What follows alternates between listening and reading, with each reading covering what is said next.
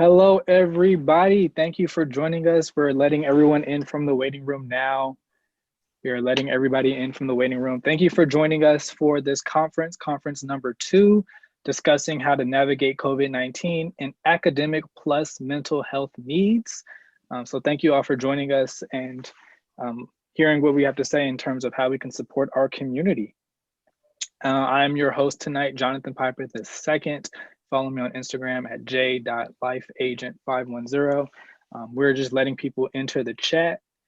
Feel free to send the link to any friends, family members, teachers, colleagues, or students who you feel like can benefit from the information around how to build resilience in our community at times of need such as this.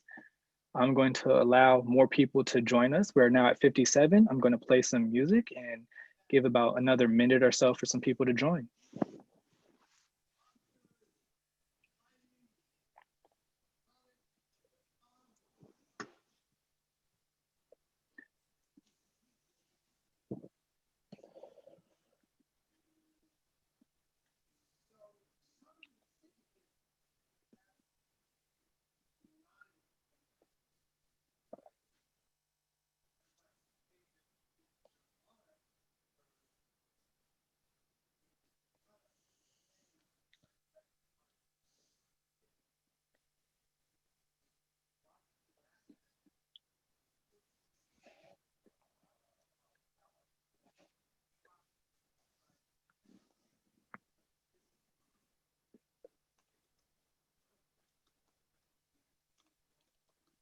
Oh, y'all can't hear me? Can y'all hear the music? No? Oh. So y'all are just listening to me mouth the words because y'all can't hear the music. How about now? No? Alrighty, well, no music right now. We're just gonna get started. I'm so sorry for the technical difficulty around the music. Again, my name is Jonathan Piper II, hosting for this evening. Thank you for coming to this conference. I want to let everyone know this conference is youth-led. It was planned by the youth, and it's very important that we listen to the youth voices at a time like this because our lives are being affected by this pandemic and our education is definitely in jeopardy. And so with the youth, when we talk about what we need in order to feel supported, what we need our teachers to do so that we can stay on top of it, we're really coming from a place where it's going to impact us right now and our future, and also the future of the rest of the upcoming generations. So that's why the youth said that this is super important and that we need to be the ones in front of whatever is happening because our solutions will be impacting our lives. I want to thank the city of Oakland for the funding that they have provided us so that we can make sure that the youth are paid and that we can have these conferences going on. I definitely want to thank the partnership with the Oakland Frontline Healers, and we'll actually explain what Oakland Frontline Healers is and what they do later on. We do have an active chat, so if you have any comments or questions, please be respectful. And we will be also posting things in the chat for you to do. We have some surveys, we have some things that we need y'all to know. So we will be utilizing the chat, but just be mindful of what you're putting in there and who can see what's being said. I would like to ground us because some of us have had long days, some of us might have some Zoom fatigue. I don't know what your story is. A lot of us have had complicated weeks, complicated months with all of this happening. So we're gonna come into this space rejuvenated and with a new energy. I have a singing bowl right here. And what I'm gonna do is hit this bowl. There will be a ringing sound. And what I want you to do is just close your eyes, take a deep breath as you hear the sound. And when the sound stops, open your eyes and we'll continue. So I hope you can all hear this.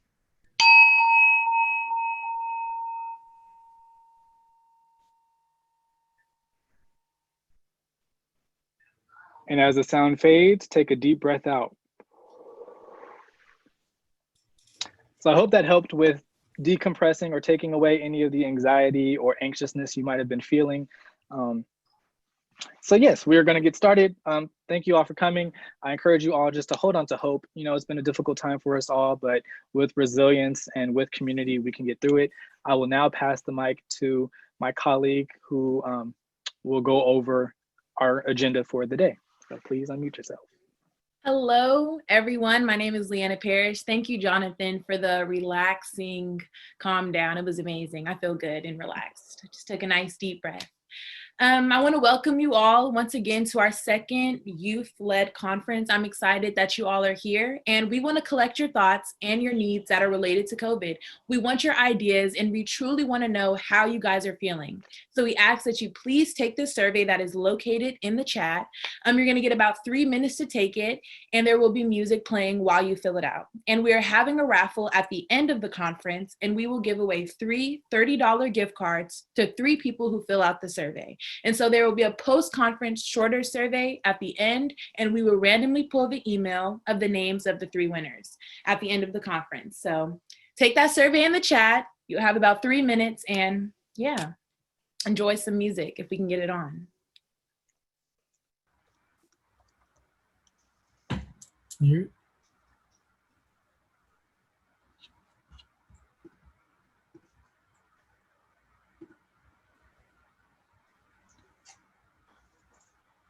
Yeah, this album is dedicated to all the teachers that told me I never amount to nothing. To all the people that lived above the buildings that I was hustling from that called the police on me when I was just trying to make some money to feed my daughter. And all the struggle, you know what I'm saying? It's all good, baby. It was all a dream. I used to read Word Up magazine, Salt and Pepper and Heavy D up in the limousine, hanging pictures on my wall. Every Saturday, rap attack Mr. Magic Molly Mall. I let my tape rock till my tape pop, slipping on private stock way back when I had the red and black lumberjack with the hat to match. Remember rapping Duke? The hard, you never thought that hip-hop would take it this far.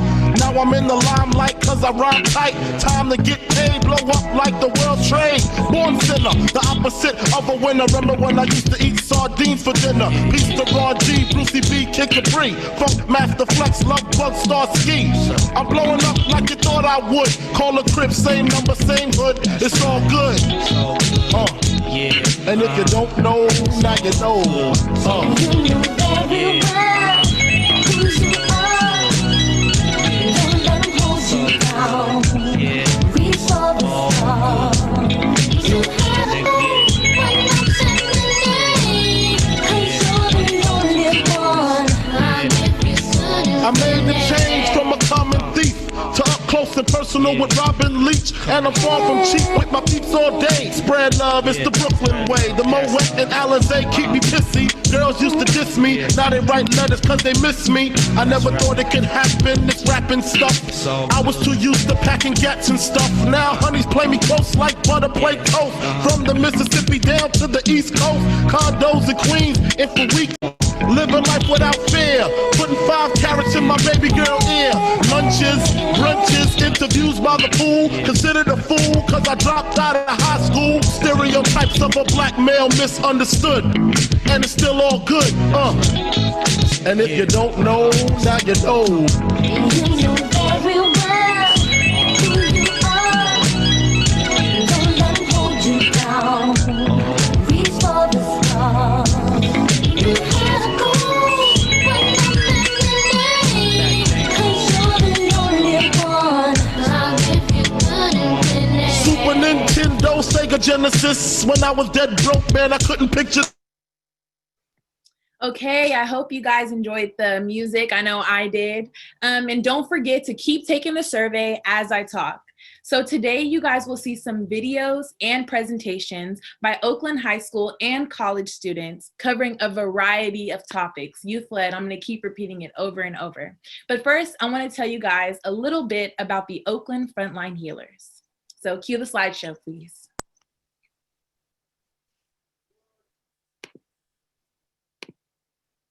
So I want to first thank the City of Oakland and the Department of Violence Prevention for funding our conference. As a part of the CARES Act, this conference is presented by Vision Quilt in partnering with the Urban Strategies Council. Next slide, please. So I'm going to talk a little bit about the Oakland Frontline Healers, who are the people that are helping organize this conference.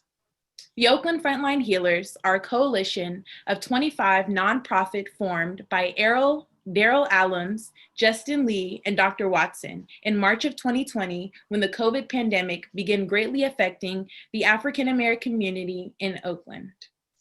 Next slide, please. They created 30,000 door hangers to appeal to the people of all ages to be safe. As you can see, these amazing door hangers have one of the big phrases, respect and protect. Because if you respect yourself and others, you will protect yourself and others. They also include their number at the bottom where you can get many resources like food and, even free COVID tests. Next slide, please. The Oakland Frontline Healers created a poster for the East and West Oakland people.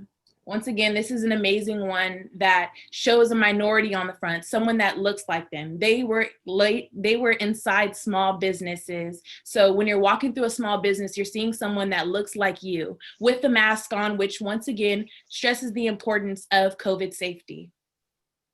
Next slide, please.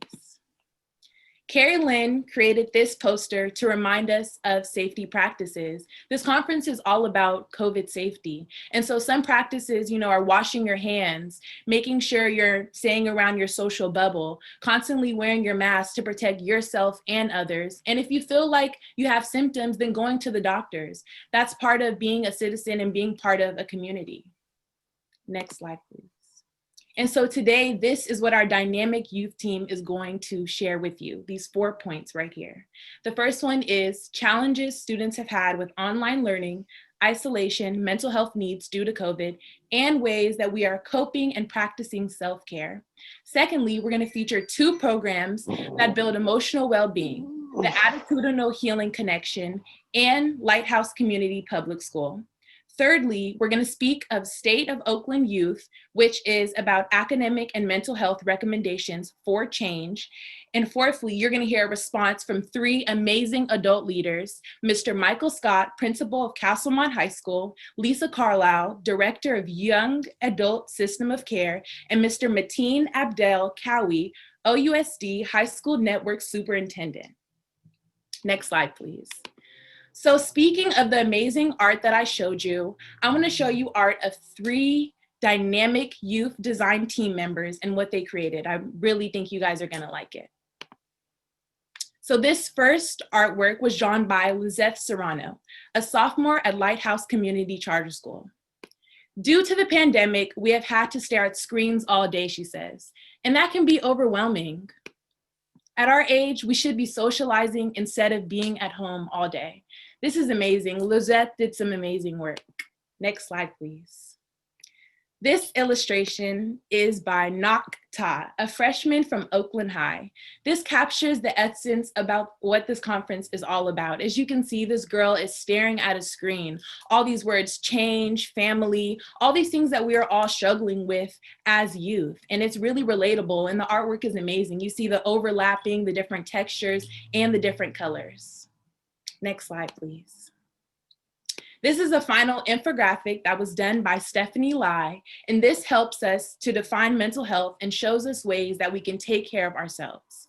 So I want to first explain a little bit about what mental health is defined as. So mental health are someone's conditions, such as emotional, psychological, and it can, depending on how your mental health is, it can depend on how you interact with people and how you make decisions. Next slide, please. So how has COVID-19 affected a lot of people's mental health? Well, we're inside all day. We're not getting the same social interaction that we would usually have. People may be stressed about the uncertainty about what's going on. And we're living in unprecedented times. And so they don't know what's going to happen. So the anxiety and the stress, along with being constantly in front of screens, is all affecting people's mental health. And I know personally it has affected mine. Next slide, please. And so Stephanie, she really helps us by outlining some ways that we can take care of ourselves during this hard time when our mental health is being affected. One way is eating healthy. Another way is exercising and going out, meeting in small groups with your friends, spending time with family, picking up a new hobby. I like to draw, so drawing and getting a lot of rest also really helps. Next slide, please. And so in conclusion, no matter how old or young you are, we all have to take care of our mental health because it is very important. And so I want to thank you all for hearing the slides. And I know we're going to hear some amazing student voices tonight. And so I want to pass it off to Chloe Armstead. Hi, I'm Chloe Armstead. Thank you, Liana. I'm a junior at Oakland Technical High School and the third moderator for this conference today. So today we will be showing you guys an animation video made by Diana Garcia and Jay Prado. This animation, in my opinion, is really great. It's showing exactly what we're going through during COVID and also recorded by some of the youth who will be speaking in this conference today.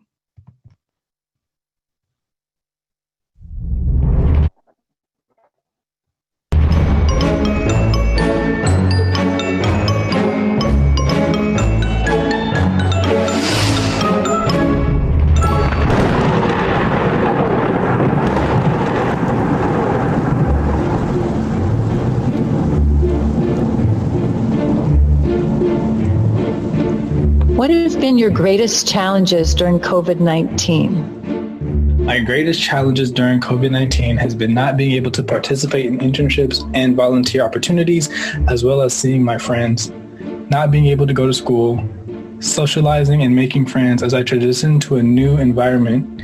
Something that has been my greatest challenge during COVID-19 was stress, anxiety, and being unable to go on with my normal life, and much more. During COVID-19, one of my greatest challenges has been trying to keep up with work and dealing with procrastination. So what has helped you manage stress during the COVID restrictions? Something that has helped me manage stress during COVID restrictions is meditating, working out, and writing some music. Something that helped me manage stress during quarantine would be texting my friends. Finding new hobbies and long walks in nature helps too. What has helped me manage stress during COVID restrictions was that I worked out.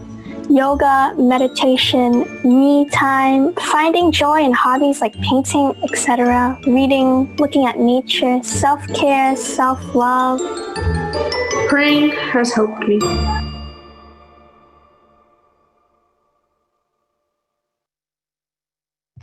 Okay, so I don't know about you guys, but I actually really liked that. That was like my second or third time seeing it, and every time it just got better and better. So next, we want to hear from you guys, the audience. So I have 2 questions that I'll be asking you today, and if you could just drop it in the chat, and someone will read off 5 people at random, and then I'll ask you the other question. So the first question is, what challenges have you experienced during COVID-19? Again, if you could please drop it in the chat and someone will reply to them, that would be great. So some challenges that are mentioned in the chat are sleep deprivation. I'm going to read some of them out. Isolation, not being able to have a social life, not being able to see my family, missing my sisters, and procrastination. And our next question is, let me see.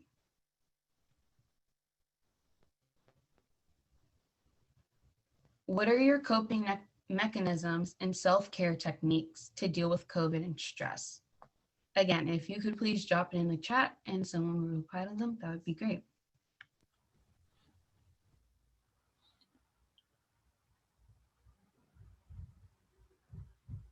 Somebody in the chat said sleeping, listening to calm music, walking outside by the water daily, cuddling with their pets, prayer, music, Netflix and Hulu, dancing, yoga, and exercise. Thank you.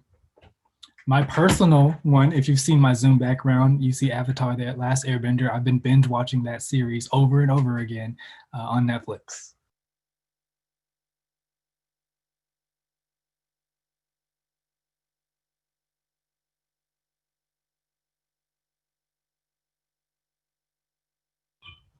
Alrighty, can we go back to the main screen, please?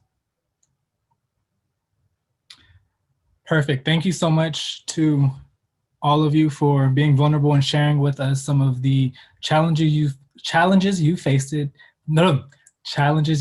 faced and some of your coping mechanisms. Now we want to share with you a program that is based on principles that support students' emotional health, the attitudinal healing connection. So here is Nico Cabrera to tell you what he has gained from working with this dynamic nonprofit. Thank you, Jonathan, for that welcoming intro. Hello, my name is Nika Cabrera, and I am a senior at Oakland Technical High School. I'd like to start by thanking the Oakland Frontline Healers for organizing this series of conferences and giving youth a platform where we can amplify our voices. You can bring up the slides. Thank you. I'm here as a student. I'm here as a student, a youth leader, and a representative of Oakland Attitudinal Healing Connection. AHC is a West Oakland-based nonprofit whose mission is to empower individuals to be self-aware and inspired through art, creativity, education, and making positive choices to break the cycle of violence for themselves and their communities. I joined AHC's Artist STEAM program in the 8th grade to hone my artistic ability. And as I became more immersed in their work, I also developed my skills in collaboration, leadership, team building, and attitudinal healing. Next slide. I want to introduce you all to one of the principles of attitudinal healing. AHC has 12 principles which are intended to serve as a guide for maintaining wellness in our daily lives. Therefore, I've chosen number 8. We can choose and direct ourselves to be peaceful inside, regardless of what is happening outside. I picked this one because I feel it can relate to our time in quarantine and how some of us are finding it increasingly hard to go about our days while locked up in our homes. Principle 8 also describes how I personally feel about life in order to keep inner peace by not letting outside inconveniences affect my mood. Next slide. The principles are only one aspect of my wellness practices. We have collaborated with City Slickers Farm and maintained a plot of land where we learned how to tend to the farm and understand the importance of organic farming and sustainable food preparation. In addition to this, we practice meditation and breathing methods that I to this day use rather often. Next slide. Just as I am an Artist STEAM student, I am also a youth ambassador in the West Oakland Legacy Leadership Project. It is in this community that I learned of the essence of collaboration, leadership, and team building through the few years that I've spent with this organization. Next slide. I've been continuing to work on myself, even through quarantine, and having less physical interaction with AHC. Although I have noticed that in this quarantine, I noticed that this quarantine has been having more of an impact on specific groups of people that we describe as introverts and extroverts, which leads us to the next slide. With introverts, such as myself, I feel we are not as heavily affected by this isolation, being that we do not thrive on external activities and social interactions as much as our counterparts. On a personal note, I noticed this difference when an extroverted friend of mine nearly wanted to cut ties due to my lack of keeping in touch. With this, I did my best to extend my attention to this friend and slowly heal the lack of social interaction that developed between us. This situation taught me to remember to extend my compassion to all those I hold dear while we are in quarantine. Next slide. A Sibling's Wish is a piece I made for myself as a superhero project in 2019, which was inspired by my deceased older brother, who was one of the fueling reasons I became an artist. The SAS project was the perfect coping outlet I needed while still handling my feelings when the wound was still fresh, and really helped me break out of my shell. Next slide. This piece I made with AHC after being told to create a piece of someone you admire and idolize. Naturally, I drew my brother. To this day, he's still one of my biggest motivations as an artist. Next slide. Although I'm an introvert, I have been able to make some great friends in AHC. I am showcasing these two pieces from my peers, Clinton and Nirali. And as we've been in WOLP together, we have seen each other grow in artistic skills and maturity. The piece to your left is Clinton's superhero, Afro Samurai. Afro Samurai tells the story of a teenager named Leo who is caught in the crossfire of a gunfight.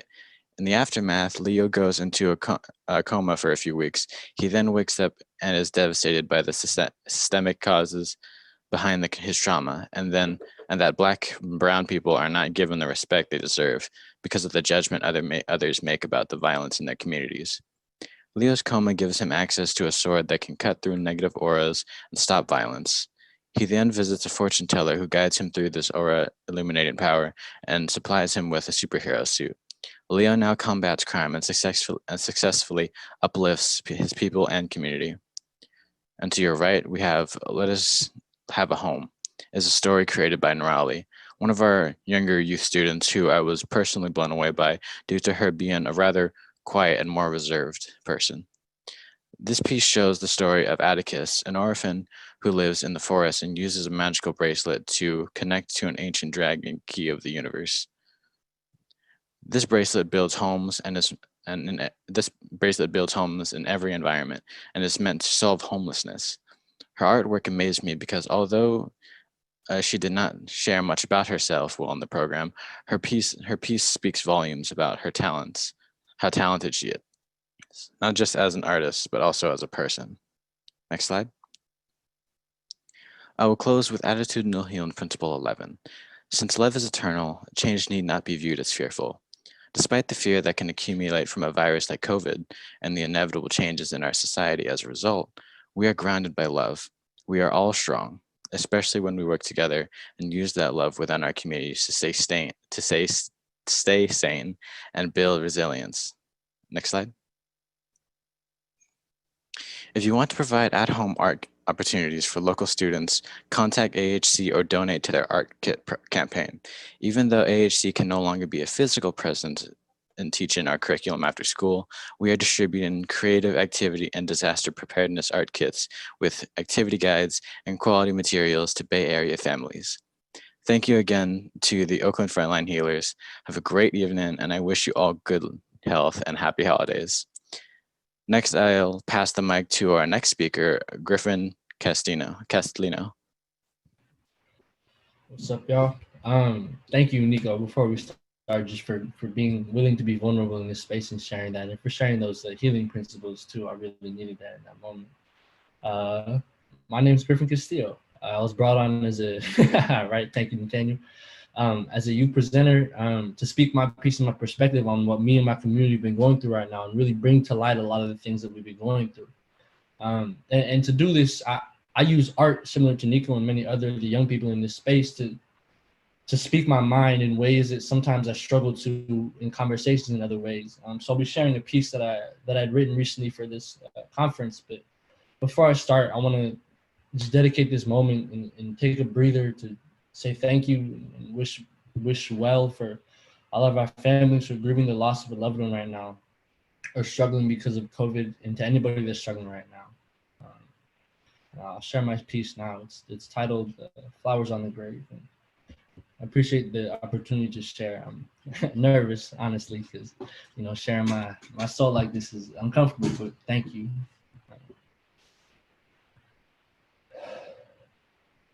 I think my brain has been distorted, all switched up and out of order. I can't tell my up from down. My mind's been lost up in them clouds. I've been in my head for weeks. I ain't seen sun since the age of 3, and I can't help but reminisce. Lord, please don't let me forget this. Like all of the words of my mind, I cannot define. It feels like a trap. I feel like a rat. I've been stuck in my cage, choking on rage, and tracking these days. I'm stuck in my ways. Whoa, I'm stuck in my ways. So. Yeah, somebody help me. I feel like I'm slipping. I'm already tripping. I gotta stop sipping. I'm living again, but I'm losing my friends. I've been losing their friends who've been losing their friends, and it happens again. And I feel like I'm slipping again. See, the problem is I can pretend. I don't want to go through this again. I'm still tripping, slipping, mumbling, sipping, gripping, and stumbling. I think I'm going under, cause all I hear is that thunder, that big booming in my chest. Watching my family lay to rest. Hope you never know the rest. I hope you never face this test. That's the way it goes, the way life flows. A flower grows amidst the cold of its own soul again. The concrete cracks, and now we're back to where we're from. So feel that thrum of beating drums and know that you are worthy of the throne you seek on which to rest your feet, because we can rest for weeks, and that'll make you weak. So when life gets bleak, find love.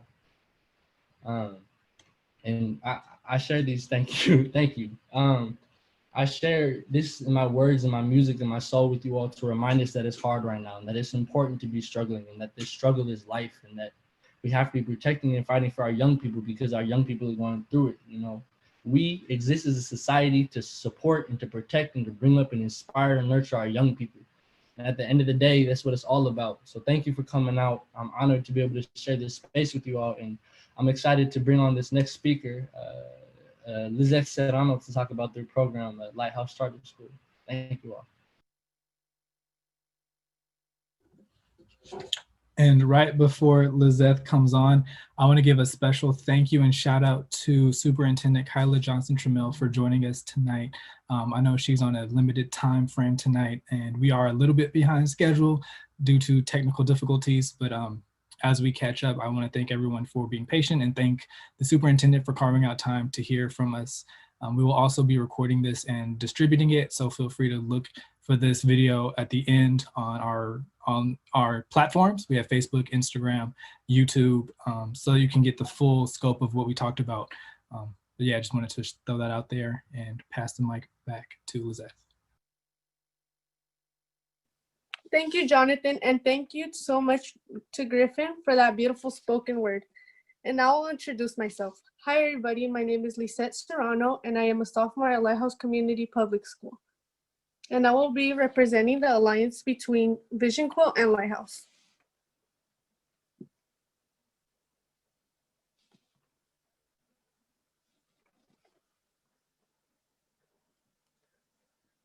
Lighthouse is an expeditionary school. That means we study subjects in depth for 3 months. Students lead the expeditions in various ways. After one of our Lighthouse students was killed, the 7th and 8th grade students chose to study gun violence for their 3-month expedition. We studied it in every class, such as humanities, math, theater, creativity lab, and in our advisory groups. Vision Quilt was invited to be a part of this program.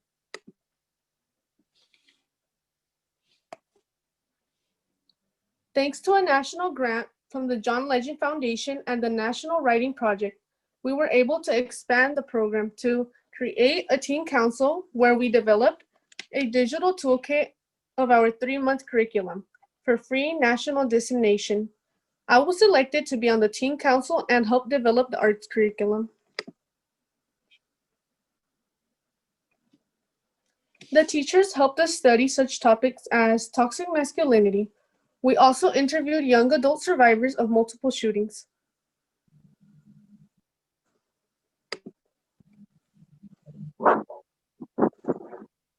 We were given social and emotional support as we studied the roots of gun violence, bullying, racism, depression, poverty, police brutality, domestic violence, and much more.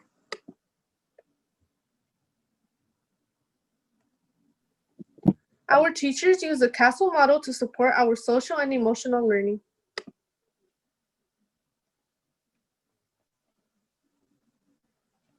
Whenever any of us were having a hard time or felt uncomfortable, teachers made the time to support us.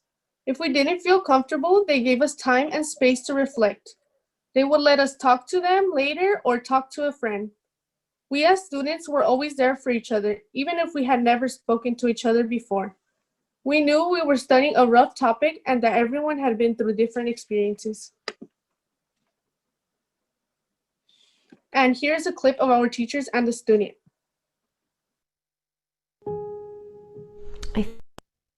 Powerful changes has been their understanding of masculinity. There was a lot of behavioral changes in our boys after they got to really look at what does society expect of men? What does society expect of little kids that are both boys and girls, and how does that affect all of us, and how does that lead to these violent means? And when we think about like what kind of people we want to put out into the world and into our community, It isn't enough that they can read and write and do math, right? Like that they actually feel like they can do something. Before I would be like, okay, this is not my issue. I don't have to worry about this. But now I see that everyone can like include their ideas, their thoughts, like how to fix this, and like, yeah.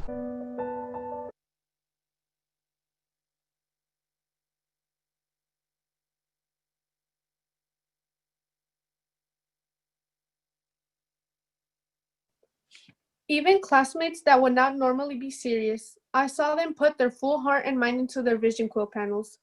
My friends and I had a good time presenting what we learned during the 3 months. At the end of the year, we designed and led a hands-on exhibition for the Oakland community. My year, 450 people showed up in one night.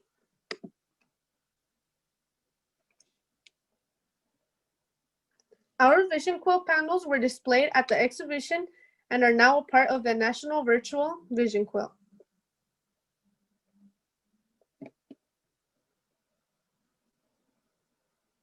Our team council helped generate ideas for the digital toolkit, which will be available for free for schools nationwide.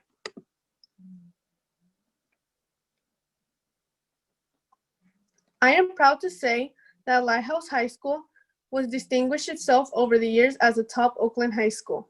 97% identify as students of color, 90% of graduates are accepted to a 4-year college, 90% will be first-generation college students, 70% of students speak English as a second language, 83% of families are low income, and 4 times the national college graduation rate for low-income students of color.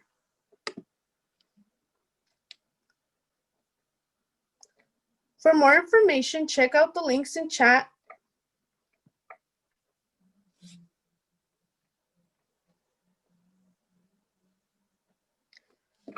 After George Floyd's death, I took it upon myself to make another Vision Quilt panel, and here it is.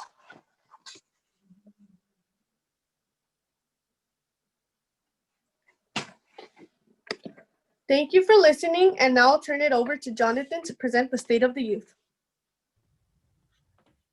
Hello, everybody. It is me again. Thank you, Lizeth, for showing us the amazing work that happens at Lighthouse and for being comfortable with sharing with us your artwork as well. That was amazing, and I'm so proud of you. I want to remind everybody that this is about addressing COVID safety and awareness while building resilience and messaging. So everything that we share is around how to build resilience in our community now, because it's such a different time. You know, and a lot of people have experienced social, emotional hardships.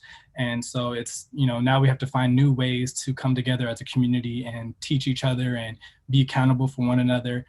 And now I'm going to go into the State of Youth. So if you are familiar with the first conference we had, there we touched on the state of the youth due to COVID safety and awareness and what's happening. And now we will be doing mental health and academic needs. So explaining how COVID and social distancing has affected youth in the way that they learn and how their mental health is. I also want to open it up with a quote by Nelson Mandela, which says, "Education is the most powerful weapon which you can use to change the world." So amid the COVID crisis, our beautiful city of Oakland is experiencing more than just one pandemic. So it's not just COVID, but there's some other issues that we'd like to tackle and address in our community. So there is a major inequity when it comes to students who are served properly by the education system. And so when we think about equity in the classroom, there's a difference between equity and equality. Just because you give equal resources, let's say you give a textbook or you give a computer to different demographic of students, they're both coming from different places. So when we talk about equity, it's about who needs a little bit more support in certain areas and how we're gonna give them more support. So a lot of times we're like, well, I taught them equally, you know, they both got the same amount of knowledge, but some people learn differently. And I want us to know that in our community, when it comes to some students, how they learn, there's an inequity because not all of their needs are being met. So there are about 9,608 low-income Black students and 21,286 low-income Latinx students enrolled in Oakland in Oakland schools at this time. And unfortunately, there is about 30% of OUSD students who are not logging in onto the internet for their schools, right? So everybody is supposed to be doing Zoom learning, we're doing social distancing, and it's an alarming rate that there's 30% of students who are not learning from home. And this could be due to insecure housing. Maybe they're going from place to place and they don't have the time to sit down for their 8 to 1 p.m. Zoom. There is a poverty, they're increasing within our community, meaning there's lack of access to technology. Not everyone has the computer that they need for class. You know, some people have to share the computer with their parent who's also working from home. There is a lot of people, like I said, there's different ways that we learn. Some people don't learn through screens, but they learn from in-person, you know, being in person and actually getting that valued attention. So without that teacher or that person there to, you know, hold their hand or be over their shoulder, they don't feel like they're supported, and now they're not joining class. Of course, there's stressful home environments, and the neighborhoods aren't safe. So instead of learning, instead of actually being on their Zoom, they're worried about, you know, where they're gonna, who's at home, you know, who's going to be watching them at lunchtime. And then of course there's Zoom fatigue. So there's, you know, I was having 5 classes and we'd have 2 hours back to back to back, and I would get exhausted. So I just imagine how the current high schoolers feel when they have about 7 classes. You know, that's how many classes I had in high school. I'm not sure how it is right now, but there is a thing as Zoom fatigue where you get tired of being on technology and looking at the computer, and it causes you not to want to be on anymore. 18% of Black students read on grade level, as opposed to 72% of white students who are reading on grade level. So as I said, there is a huge inequity. So because you give 2 students the same book, that does not mean they come from the same reading background. That doesn't mean they both have the tools that they need to read this book successfully. There's 12% of Black students who do math on grade level, as opposed to the 65% of white students who do math on grade level. And so how are we holding ourselves accountable as educators, as the mentors, as the big brothers and cousins in the community when it comes to educating the people in our household, the people in our schools, on how they can make it up to grade level? How are we providing the services to the people who don't have money for tutors, who don't have the latest laptops? Like, what are we doing as a community and as a school district to supply the students with their needs so that they can increase these levels? Especially right now where it's so critical, because we're not in person, we're losing the engagement and the ability to teach people because of our new reality. And so, you know, some things are out of our hands, but what can we do? We want to be solution oriented. So what can we do to bridge this divide? So one big thing that I've seen growing up in Oakland and being in the school system is the importance of representation. And so when you have mentors and teachers who look like you, it has been proven that students of color actually respond better in class, and they're more engaged when they have teachers that look like them, when they can connect with people. You know, we have a high mortality rate where there's people who don't feel like they can live past the age of 21. And death is increasing in our community, is gun violence. And so when you see a teacher that looks like you, that's empowering you and telling you that you have a future, and they're also teaching you, it does something different to a youth's psyche, especially when we see the media and they're so negative about Black and brown people in our community. But there have been signs of positive impacts when there's teachers who reflect you, and representation truly matters. So an increasing statistic is about the deaths of young Black and brown men in our community. So more than a dozen young people in the OUSD community lost their lives. And in most cases, it was due to street level violence. And so what are we doing, again, to protect the students, to make sure that the people who are at home are safe, because we're not in classrooms, because we're not, you know, playing the sports on campus? Who is safe, really? Like, who do you know doesn't have a safe place to go? You know, I admired Joe Clark, which was from Lean On Me. You know, he was a bit rough, but he also cared about his students, and he really wanted to know the living circumstances. So with our school administrators and teachers and the community members, how are we holding ourselves accountable and making sure we're creating a safe space for the youth in our community? So recently, the CDC research has shown that the impacts of COVID-19 has led to 1 in 4 students reporting suicidal thoughts, meaning that they don't see themselves having a future and they're actually thinking about taking their own lives. But I want to remind you, suicide is preventable. So I want every young and older people to just know the warning signs. When people start to eat less or when they're eating more, if they're secluding themselves, if they become violent or lashing out or very impatient, there can be very mental and emotional trauma that's happening. And so this can also lead to self-harm, self-medication. And now things are out of our control. So how are we protecting the lives? Nico talked about being there for his friends and how he had to change how he interacted with people. So how are we changing this to make sure that youth feel like there's someone to support them? So what our children need, what the babies in the community need, sufficient technology is one. We need to make sure that every household within the Oakland Unified School District community has adequate technology, whether that's Wi-Fi, and they need Chromebooks that allow them to do Zoom. Some of us need to do Zoom backgrounds because we don't want our living rooms or our kitchens to be in there, because this is our privacy and people have access to our privacy now. What we need is guidance counselors, therapists, people to talk to us, because like I said, there's a lot of mental and emotional things that are happening and it's out of our control, but we're no longer we don't need to fund school police now if we're not gonna be in person. So how are we using those funds to make sure that therapists and we have RJ facilitators who can reach us on a mental and emotional level? Because I know some teachers like to do restorative practices, but I can't connect to my math teacher on what's happening at home. I need my restorative justice teacher. I need to have a therapist. So how are we allocating the funds to make sure that students are getting the needs that need to be met? So I want to do a call to action to our youth leaders. So 1 is to be understanding, respectful, determined, and vigilant about COVID safety. This is still out there. We're still in a pandemic. The cure has not arrived on your doorstep yet. Some people say they don't want to take the vaccine. So just make sure you're doing your due diligence and not spreading COVID. Make sure you have your mask before you leave. Spend 6 feet apart.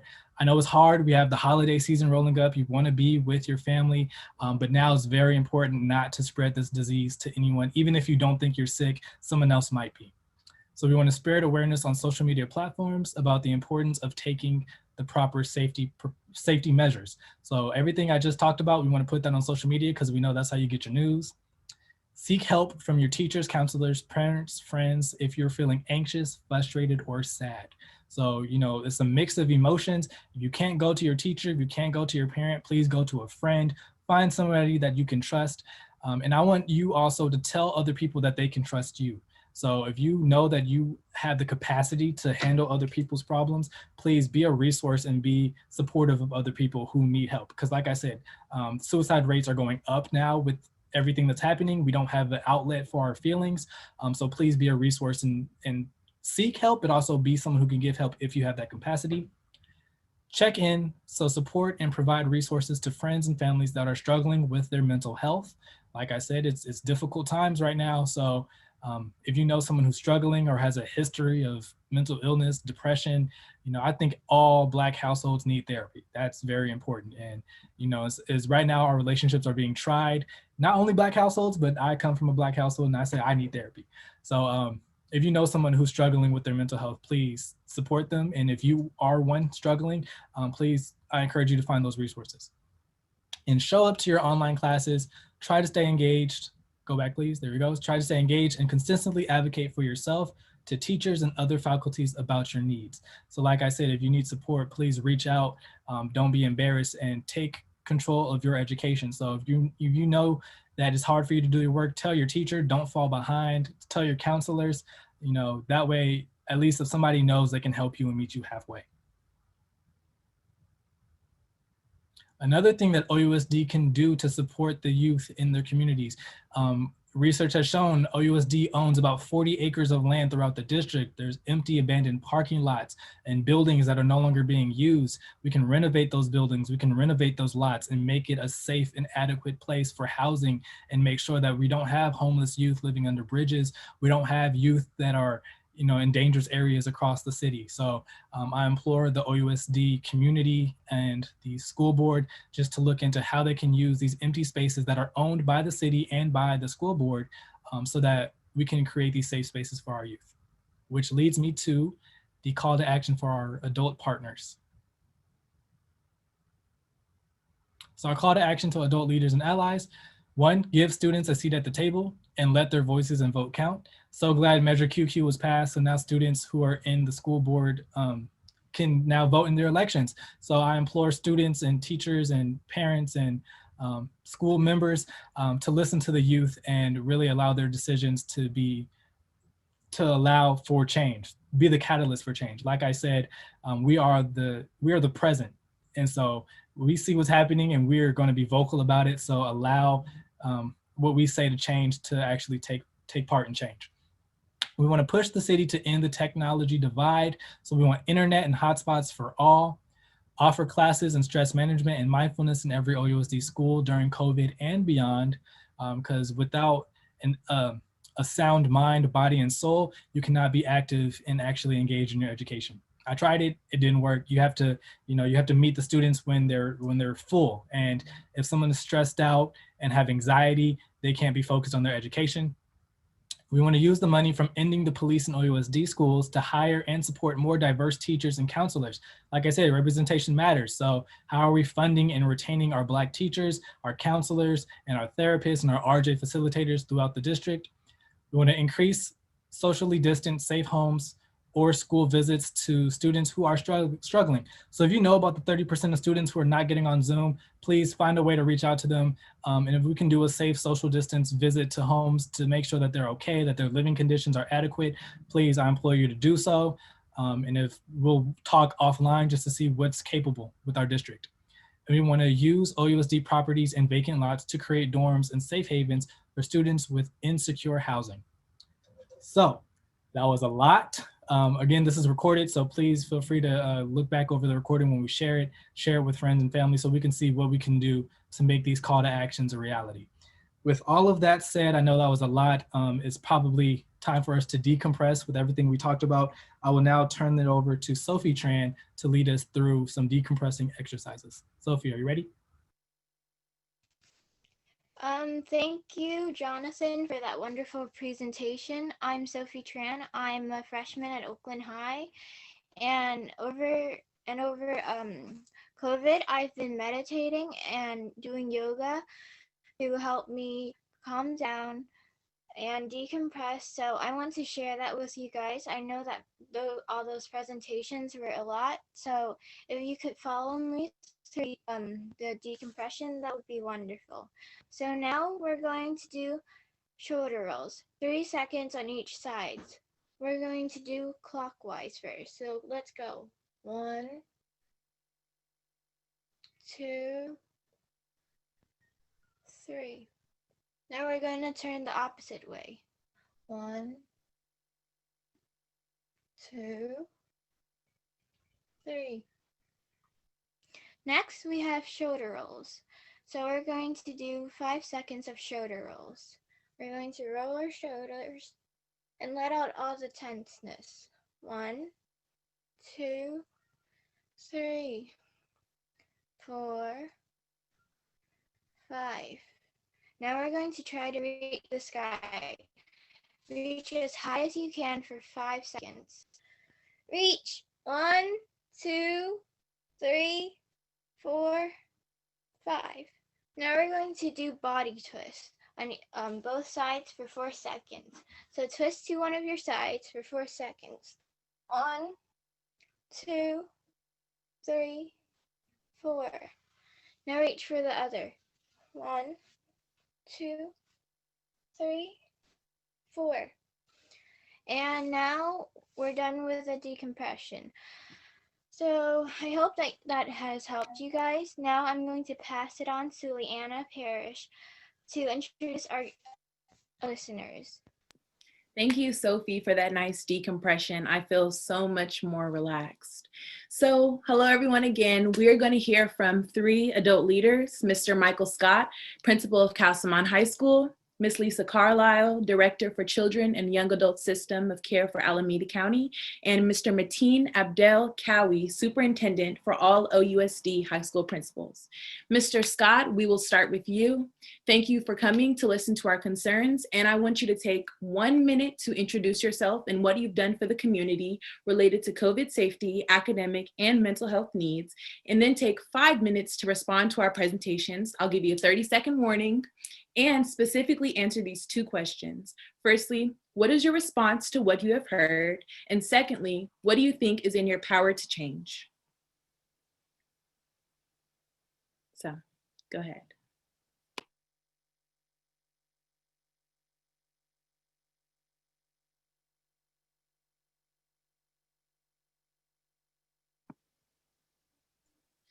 Okay, there we go. Hi, everybody. My name is Michael Scott. I am principal of Castlemont High School. I am a product of Oakland Public Schools, worked in OUSD for 30 some years. I'm glad to be here. You're gonna have to repeat those questions for me, Ms. Parish, because that was a lot. Okay, I know it was a lot. So the first question is, what is your response to what you've heard? And then the second one is, what do you think is in your power to change? All right, first of all, I want to commend all of the youth leaders who contributed to this presentation. I see Zoom presentations all day, every day, and this is one of the better ones I've seen since the pandemic has started. It was really engaging and thoughtful. So many voices were shared that it was really inspiring. So I'm very, very impressed with what you put together today. You should be really proud of yourselves. And who did you say did that animation? Who did that? The animated video that Miss Armstead? Diana. Well, I don't know if you're in the room, Diana, but that was sensational. I really loved that. So thank you for inviting me and for the opportunity. You have done a really marvelous job. So that was question number 1. And what is in my power to change, I think was the question. Yep, right? it is. That's a question. Okay. So one of the things I do want to make sure that is known is that Oakland Public Schools and Castlemont in particular makes technology available to every single student. And one of the biggest struggles that we have had is getting the technology into the hands of young people. So what you talked about, Mr. Piper, I think at the end there, about going to students' homes and knocking on doors to find out, you know, what's going on with young folks and deliver technology to those folks that we still know may need it, is an important step. That's something within our control. I have a meeting with what is called my intervention team tomorrow to plan that very strategy, because we do have a fair number of students for whom we don't know their technology status. They are engaging in school, but for all we know, it could be on a telephone, on a smartphone or an iPad or something like that. So we do want to make sure that all of the laptops and hotspots that we have at our disposal get into the hands of the young people who need them. So that's the first thing. The second thing is to make sure that we are attentive to students' social emotional needs. You mentioned one of the recommendations was having mindfulness, you know, available for every young person. The one thing that is new for the pandemic that we're doing at Castlemont that we didn't do during the traditional school year is advisory. So advisory is a community of students who meet every morning for an hour to check in. Advisory is not necessarily academic. So it's interactive games, it's check-ins, it's discussions about what's going on in the world and what's going on in the news and what's going on with young people. So we do provide that opportunity for folks to connect with each other because we recognize isolation is an issue, and for them to elevate issues that are important to them and that are affecting them during the pandemic.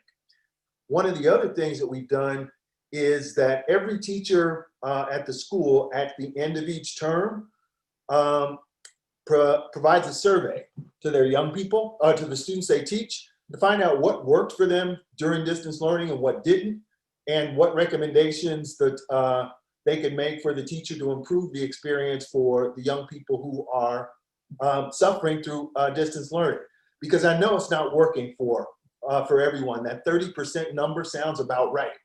For some students, distance learning just doesn't work. They need in-person instruction, and we recognize that. So one of the other things that we're doing, this is the third thing I'll talk about, and maybe my 5 minutes are probably close to up, is to create learning hubs for those students who are most in need. So I'm housing insecure. I need a person-to-person connection in order to learn.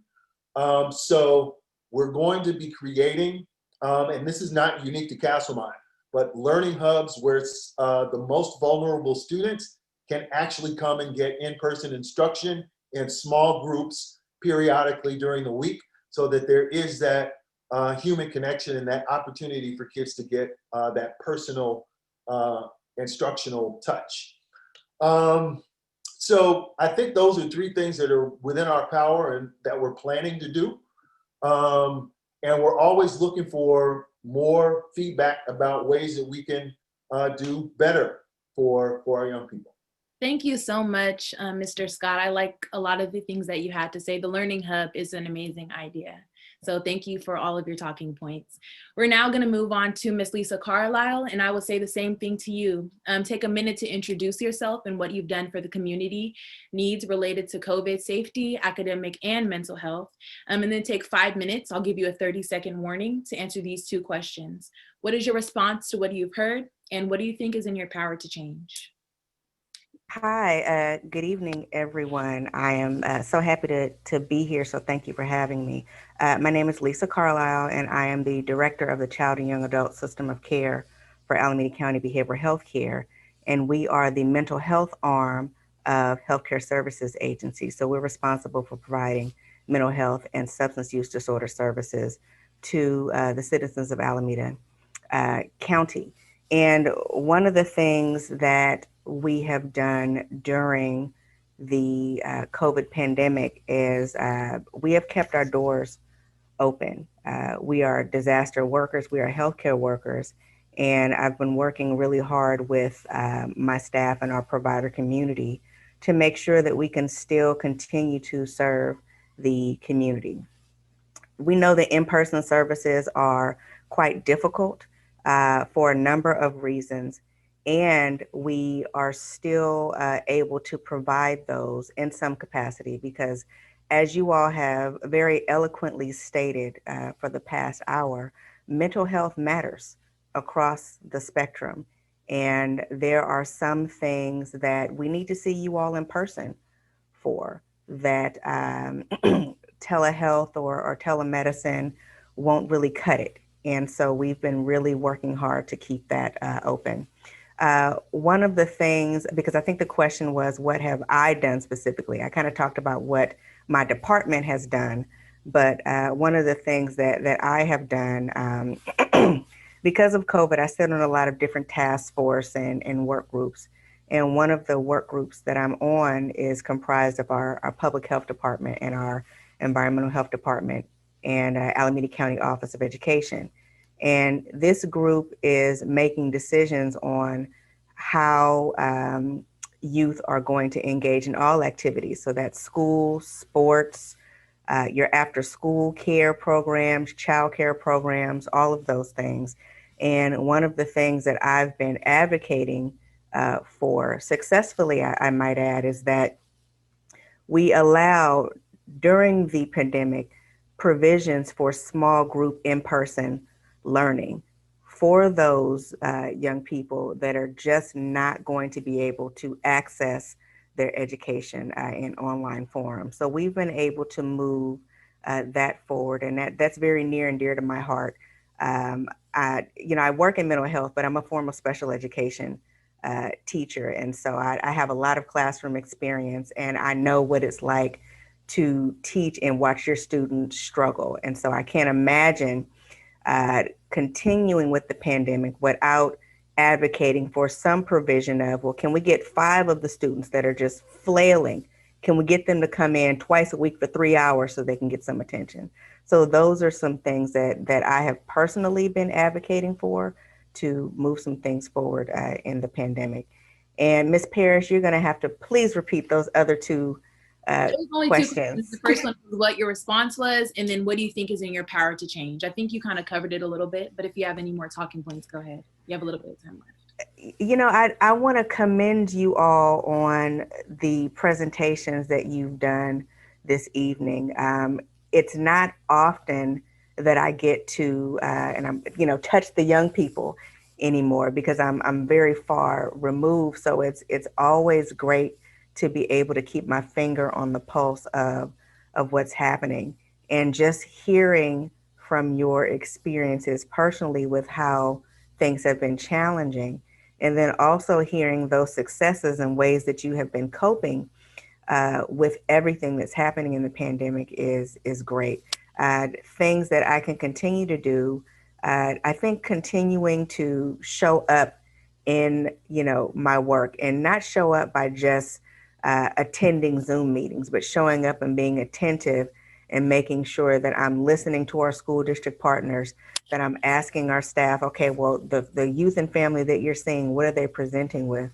And continuing to foster those relationships so that we can continue to provide mental health services and, quite frankly, do a better job at it and meet and reach a much larger group of young people. So that's my commitment during the pandemic and beyond.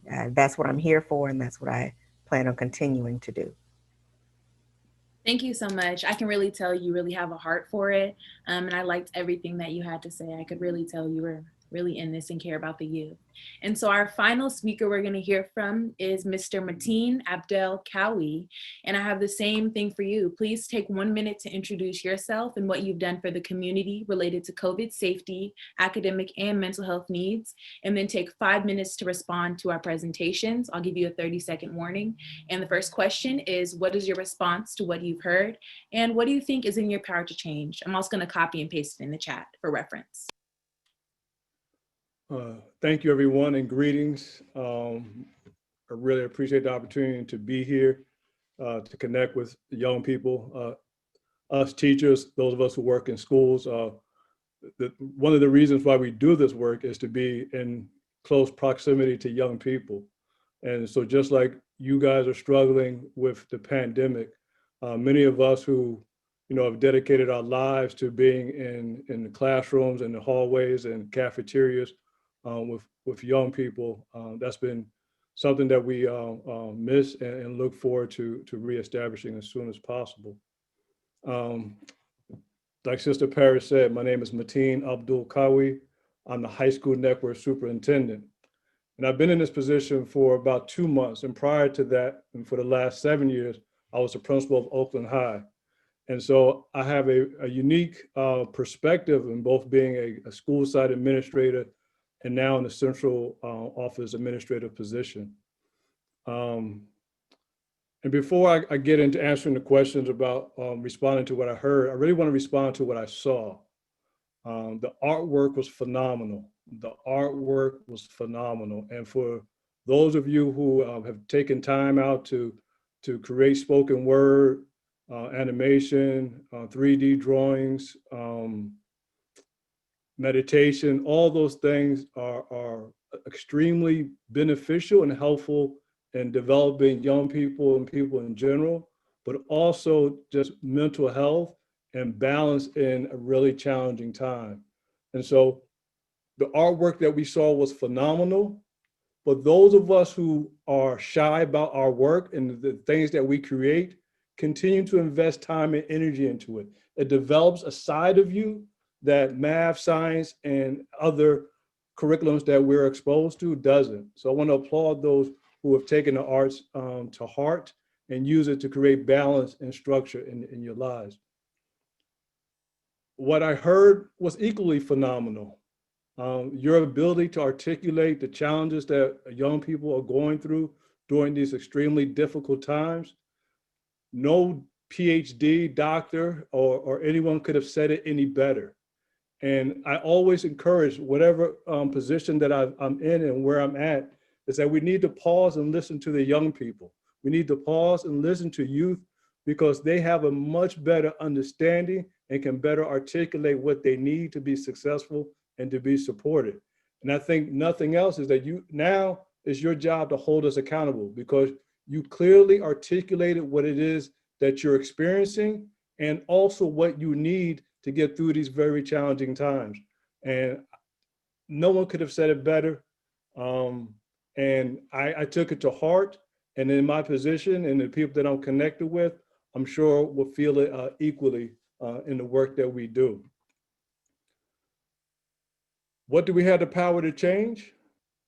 Well, I believe we have the power to change everything. I don't think there's anything that we don't have the power and ability to change.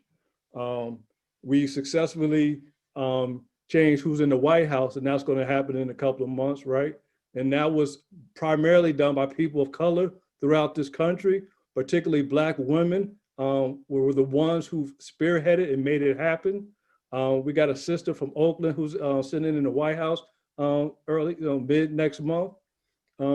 So I believe without a doubt, there's nothing we can't do. But to be more granular and focus on Oakland Unified School District, and Michael Scott, who is a phenomenal principal and school leader, he articulated it well. Like, one of the things that we can do is make sure that everyone has the technology in hand. And we've done a phenomenal job of doing it, but you're right. There's a number of students, a number of families, a number of households that we have to double down on and make sure that they have the resources that they need to get online. And sometimes a phone call or a text message or email is not what's needed. We need to knock on doors and make sure that folks are home, give them the stuff that they need so they can get online and be successful. This is something that's very important to our superintendent and our senior leadership team. And we've been directed to make sure that that number of students that we believe are having challenges with being connected, that by mid-January, that's resolved, and we have complete, absolute confidence that 100% of our students have the tools that they need to stay online. And so I'm part of that team, and in the work that I do, I'm going to work with them to make sure that we accomplish that. It's not that we don't have the devices. We have the Chromebooks, we have the hotspots. It's just a matter of making sure we get them into the hands of our young people and the families that need them. I think I'll close with this. So in my new position, I get to talk to principals every day. It's what I get to do. I get to sit down with them and just unpack with them what are the challenges and what are the resources that they need. And yes, a lot of our young people out here are struggling academically, but without question, the thing that comes up most is the social emotional needs of our young people. Nothing comes up more often and more consistently than developing systems on each campus to provide the social emotional support for our young people. So like Mr. Scott talked about, creating hubs for students who are struggling to get online and get academic support, we want to do similar hubs for social emotional support as well, so that young people can have an adult to talk to or other young people they can talk to, obviously in a safe environment that will help them get the resources, the support that they need to continue to thrive while this pandemic is going on. But like all things that challenge our communities, this thing will be over soon, and we will continue to thrive, grow, and be an amazing Oakland community. Thank you so much. I loved your response. You had a lot of good words to say. And like you said, about the future and about like things that we can do to change, we can change so much. It's kind of unlimited. It's just, where do we start? And like the youth saying our voices is where we start, because, you know, we are the future. And so thank you to all the youth speakers, and thank you to the organizations. Thank you to our adult listeners who have joined us, listened to us, and responded to our recommendations. The conference is not over, but I'm going to turn it back over to Jonathan. We're almost near the end, okay? Thank you, Liana, for leading that amazing piece. And I want to give a special happy belated birthday shout out to Mr. Mateen. You just celebrated another year on this earth. So happy belated birthday to you. Looking like one of your students. I can't tell how old you might have gotten, but I also want to thank our superintendent, Johnson Trammell, for still being on with us and listening to what we have to say, hopefully making recommendations and taking it back to the teams who can really implement the changes that we need to see in our community. We do have an amazing poet who will be speaking towards the end of our conference, so please stick around so we can support her when she delivers her dynamic piece. And we also have a shorter questionnaire we want all of you to fill out, so that is going to be posted in the chat. It'll take 3 to 4 minutes. We're going to play music again for this short questionnaire. Remember, we will be pulling 3 email addresses from people who fill out that questionnaire, and there will be $30 gift cards sent to you once we pull those 3 emails. So there's your incentive to get that done. You know, it's holiday season. If you want to use it for somebody, use it for yourself, however you want to use it. But if you fill out our questionnaire that's going to be sent into the chat momentarily, there'll be prizes for 3 people who we choose randomly. And so, yeah, I believe it has just been sent into the chat. If you did not receive it, ask and we'll send it to you again.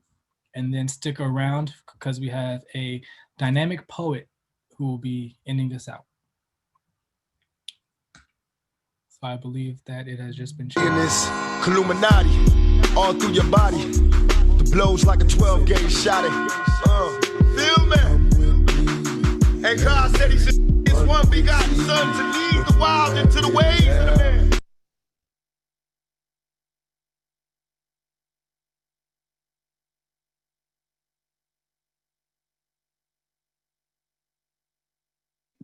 We can't hear the music.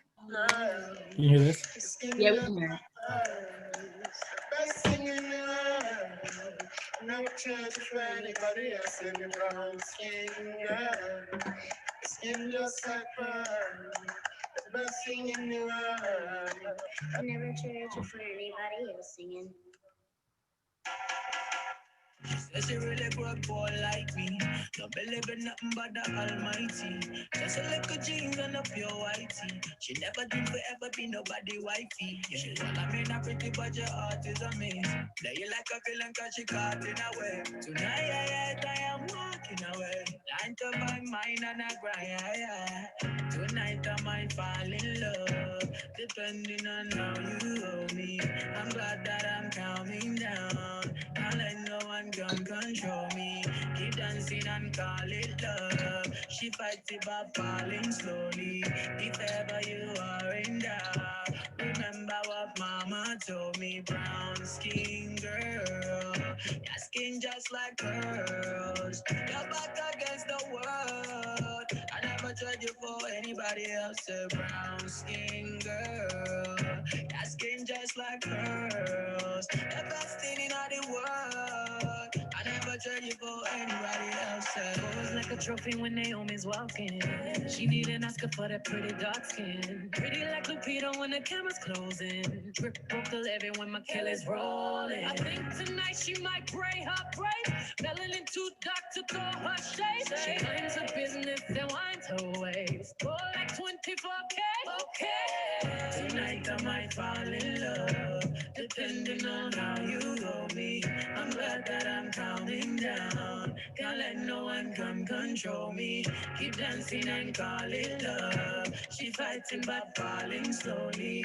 If ever you are in doubt, remember what mama told me. Brown skin girl, your skin just like pearls. Your back against the world. I never tried you for anybody else. A brown skin girl, your skin just like pearls. The best thing in all the world. I never tried you for anybody else. Oh, have you looked in the mirror lately? Wish you could trade eyes with me. Cause there's complexities in complexion, but your skin is glow like diamonds. Take me like the earth, you be giving birth to everything alive, baby, know your worth. I love everything about you, from your nappy curls to every single curve, your body natural. Same skin that was broken, me, same skin taking over. Most things out of focus, you, but when you're in the room, they know it's you. Cause you're beautiful. Yeah, you're beautiful. Them gon' fall in love with you in all of your glory. Your skin is not only dark, it shines and it tells your story. Keep dancing, they can't control you. They watch and they all adore you. If ever you are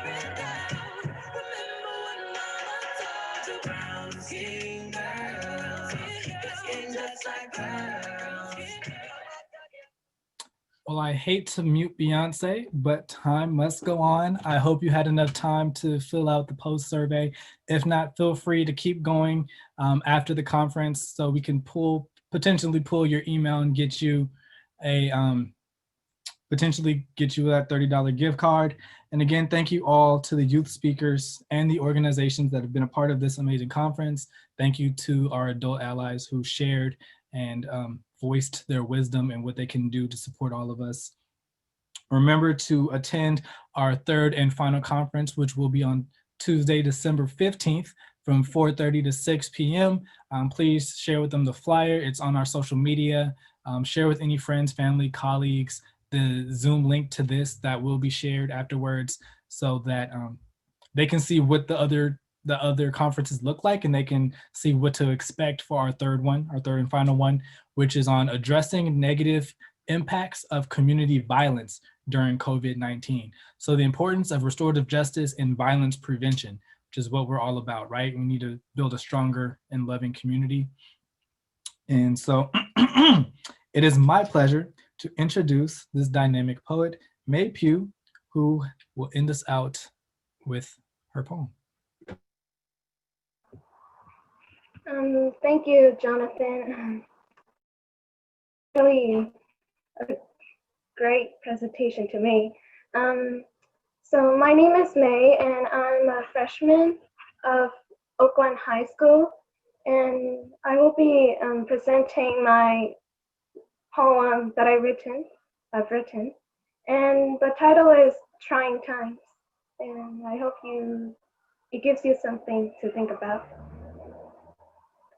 It came, creeping up unrecognized. Looks like a cough, probably a cold. Then, cleverly sly, slowly and steadily, took over as it exponentially grows.